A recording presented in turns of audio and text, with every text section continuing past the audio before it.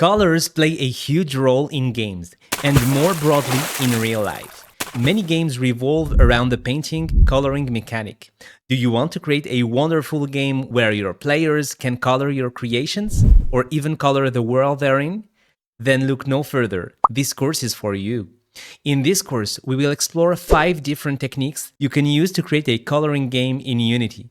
Each one of these techniques will see its difficulty level increase. As the level of difficulty rises for each of these techniques, so too does the vast expansion of possibilities they offer. We will first start with the most basic one, which is coloring a sprite. We will manage the player input to detect any image and color it with the color of your choice. In that section, we will get to learn about 2D raycasts, the input class, and our sprite's sorting order. In the second section, we will experiment with line renderers. This is a built-in component that allows you to draw, well, lines.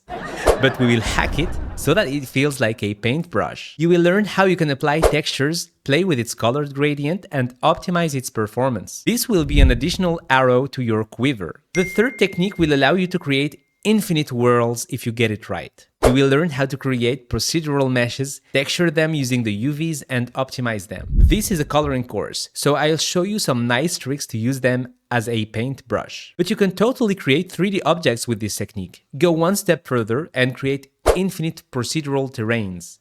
How amazing is that? Additionally, you will learn how to mask or restrain your drawing to a plane using the stencil buffer. That's a technique that I explain in more detail in another course, and you get it for free here. After that, you will learn how to manipulate textures in the 4th section. This is such an amazing power that you will harness. It will allow you to edit each and every pixel to your liking.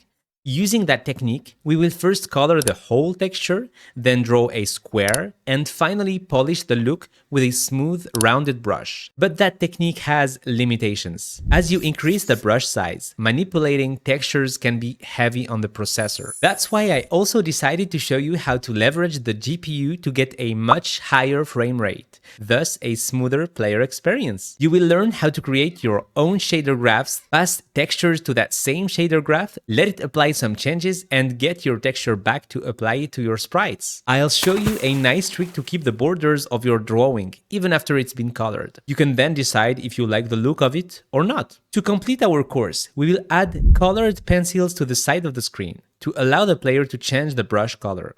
We will also add a nice way to select the brush size, and this will make for an amazing coloring game. This course will definitely step up your game dev skills. If you're ready to become a color master, grab it today.